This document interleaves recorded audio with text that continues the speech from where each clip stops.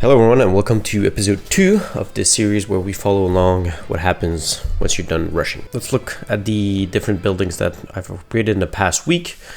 The lab has been leveled up to the max level. The clan castle and the hero hall are currently upgrading. I also crafted the revenge tower, so that is all done. We had a couple of the merged defenses that were still crafting. Those are done. Things are moving along. I'm kind of doing a bit of both defenses and offense right now. The reason why I'm focusing also on defenses here is that I want to be able to have a base layouts for TH18. I want to try different bases and I want to be able to import those easily. So these have to be merged. So right here, defenses.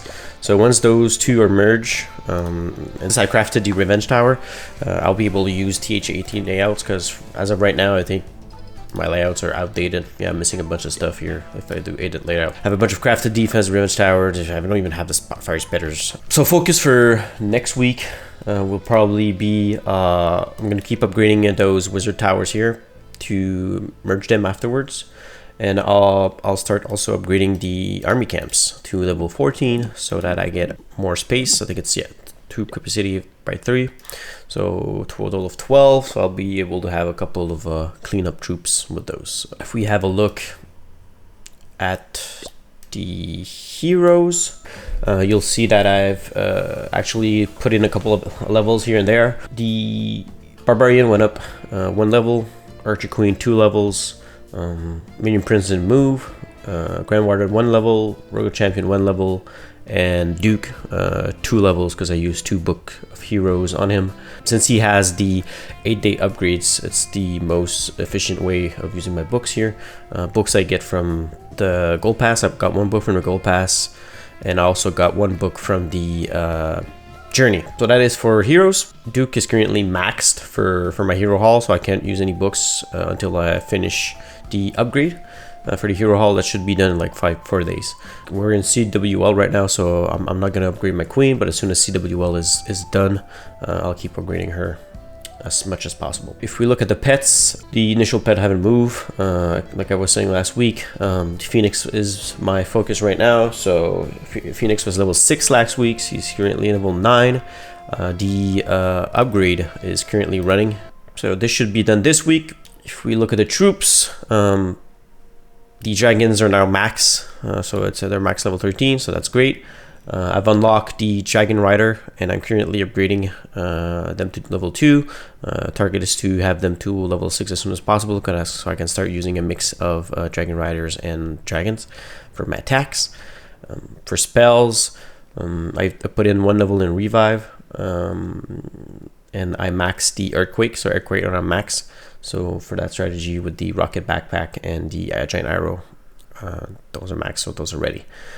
So for next week, the plan is going to be to keep upgrading the Dragon Riders, maybe put in a couple of levels in Revive, then maybe Frost Spells, just so I can start having a more versatile suite of spells to use, because right now I only use 9. I think I use 9 Earthquakes and a single Revive. Siege Machine, I'm upgrading also the workshop to try and get to the Skywagon as soon as possible, so I can start donating those to the clan mates. I'll try and comment my attacks here, just to show you a bit what I'm thinking of doing and how it actually goes. For now, things are pretty simple and it still works.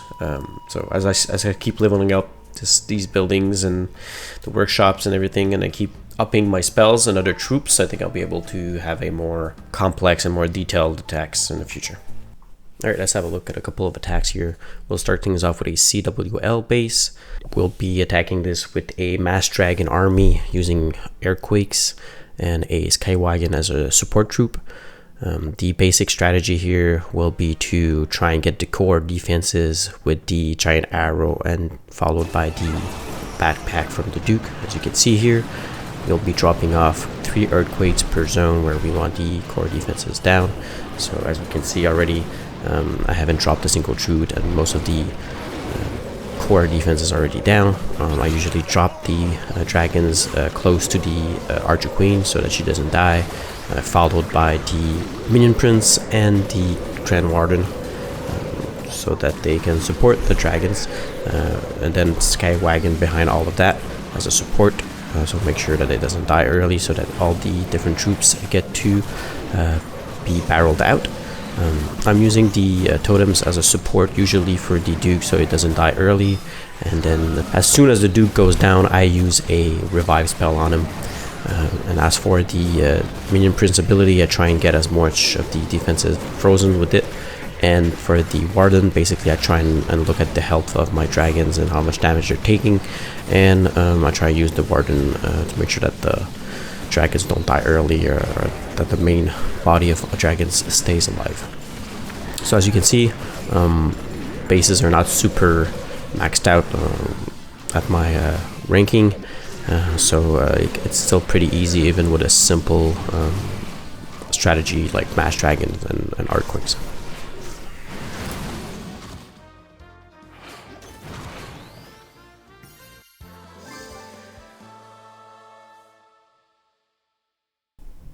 Moving on to the second attack here, which is a ranked attack. You'll see that I've added a revive spell in my spells, which I'll be using either for the Queen or the Duke as a second revive.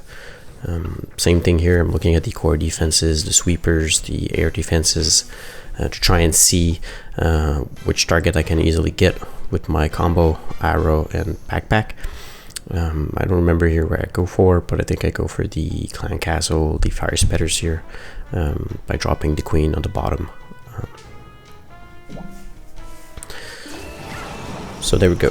Queen goes in the bottom, goes into Fire Spitter, and the Clan Castle pack back over it.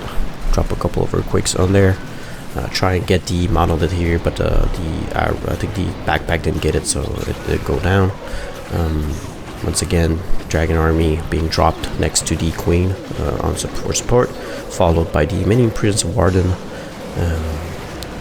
Keep using totems where they tend to be needed.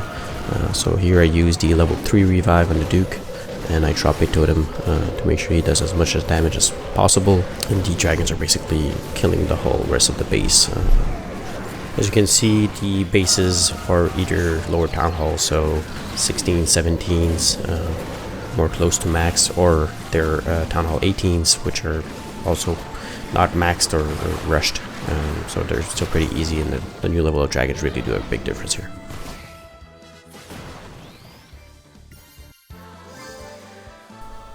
Alright, let's move over to the last ranked attack here. Same strategy, same army.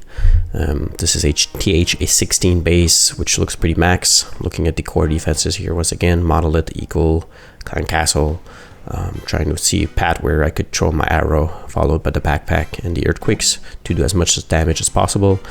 I also see 2 invisibility spell, which I try and get. I get both of them, so which is great. So as you can see, still not super precise. I still do way more Earthquakes than I should, I think, for my level, but it still does the work. Again, Dragon next to the Queen, followed by the Minion Prince, Warden, and a Sky Wagon.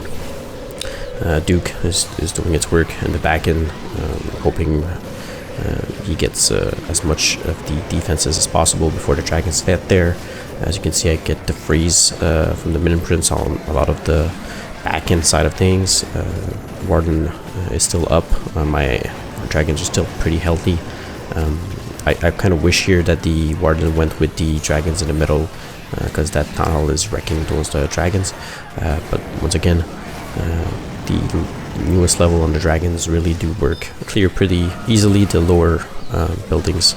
As we can see here in Touch Hall 16, most of the buildings don't have as much health as on TH 18, so even though the attack is not perfect, I'm still able to get a 3-star here. I'm going to try and make these episodes better and better as we go, but if you like what you see so far and you want to keep following along, please like and subscribe, and we'll see you in the next one.